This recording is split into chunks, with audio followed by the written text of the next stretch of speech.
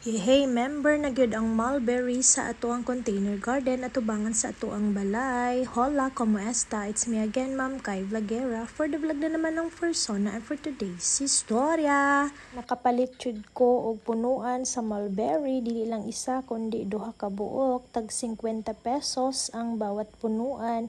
And then kanang mga punuan kay na siya'y bunga mo na ang gitilawan o gikaon ni Ate Kalika. Excited kayo siya.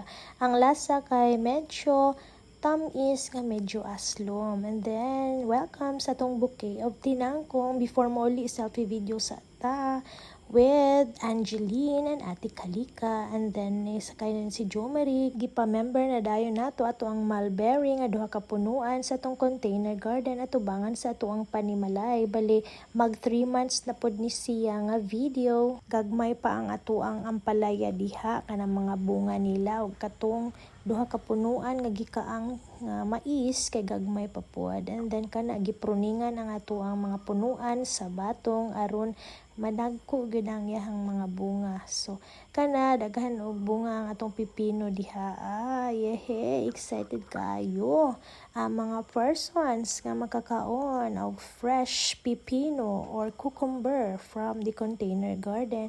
So kana di ay is medyo ulan-ulan.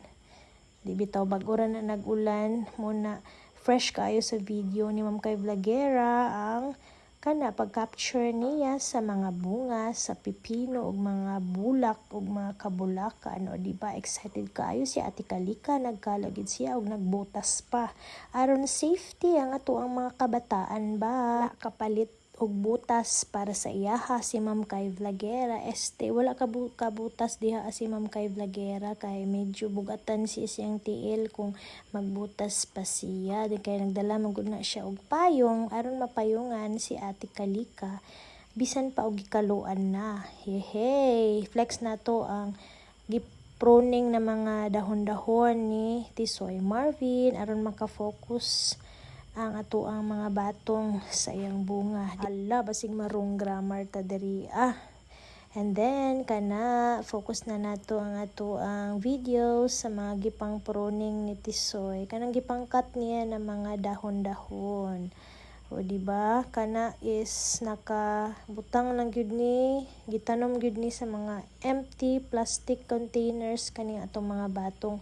So posible jud ay kaayo nga maka-harvest kita, of course magtanom kita maka-harvest sa sarili nato nga bakuran kung naa lang gyud tay pagkugi diskarte.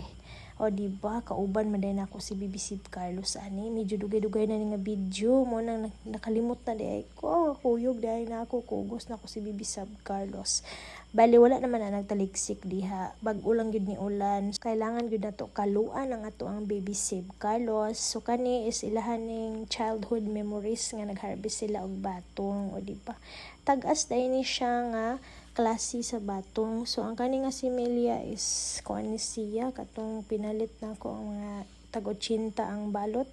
Ramgo seeds sa kanang Gaisano Grand Mall of Panabo City. Shout out, thank you so much kay lamian dai ni siya nga variety sa batong. Lipay kaayo ko basta mag-date na mi diri sa garden kaning duha na ko nga anak nga si Ate Casey ug si BBC kay so kana nagdala gyud og gunting si Ate Kalika ug gina-arrange na niya iyahang long beans harvest sa iyang basket. Kanang basket nato is pinalit na nato siya si hehe nadyo presyo no for 125 pesos sa Panabo City. And then nag-harvest pod me og pipino fresh from our garden. And then diha is si medyo nagkuan na si Ate Casey kay gusto day niya siya jud ang mo harvest sa pipino. Kanang ana siya, it's my turn to harvest mama. Ana siya, dili daw nako siya tabangan. Ay pag muingon na ganyan siya, it's my turn to harvest mama. Mo na gid na gusto niya siya ang kanang mo harvest, siya ang mugunting, siya ang mukat. So diha is naana si Tisoy kay gitabangan namin niya kay magluto na og panihapon si Tisoy Marvin. Murag munggos man ni iyang lutoon ani. Kalimot naman ko kay ngano medyo dugay-dugay no gini nga video. Hey, so diha is medyo daghan og lamok no so nagdaob og kana mga dahon-dahon si Mamala baby, shout out. So kana is tanaw na to ang skies kung naghilak pa ba, diba? So muna na siya gina-arrange per me ni Ate Kalika, dili niya gusto nga na ay magkalat nga mga dahon gawas sa basket. Gusto niya nga dili mo lapas sa basket ang mga kadahunan. So medyo taas-taas pa din nga video, no? 7 minutes and 33 seconds. Yehey! And then, muna ni siya, lipay kaayo mi, kay na gid mi tinuod nga harvest. Diba? So alugbati is nutritious, healthy. So napudat dihay kamunggay, then ang palaya. Nagkabulol-bulol naman tas atong voice over oy. So kana siya is dugay naman ini nga video. So diha is lami kay ni siya isagol pud sa munggos ng mga dahon-dahon ani sa palya. Pero gusto ko katong isagol is katong native siyang ang palya katuguning medyo lingin ang bunga or medyo oval ba na ang shape. Basta dili siya pataas ang shape. So mo to siya ang lami isagol sa munggo recipe, kanang tinunoan nga munggo, ginataang munggo, o di kaya ginisang munggo. So man na siya, medyo maabot man gud ni BBC Carlos ang kanang mga PC diha ano. So naga-zoom in ko sa pag-video kay para makita ginato ato ang mga activities diri sa garden. And then mo na flexing atong kamunggay. Medyo nakuhaan gud siya kay permi gyud ta sige gulay. Murag maglain jud ang among lawas pag di mi kagulay. Kanang di mi kaluto og gulay ba. Anad gud kami og gulay. Syempre healthy living, clean eating, pero kana pud lagi matintad gyud kaon pud og mga lami. Hey, flexing ato ang harvest.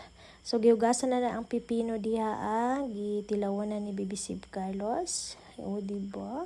Gipaningot diha si Ma'am Kay Vlogera kay medyo bugat jud si BBC kay. Flexing ato ang organic pipino from the garden. And then dili di ay ni ginisa o ginataang munggos ang recipe ni Tisoy Deria. Lauoy with piniritong isda di ay ang recipe. And then after naman ang haon, nagkilaw dayon og cheese si Ate Casey. Thank you so much.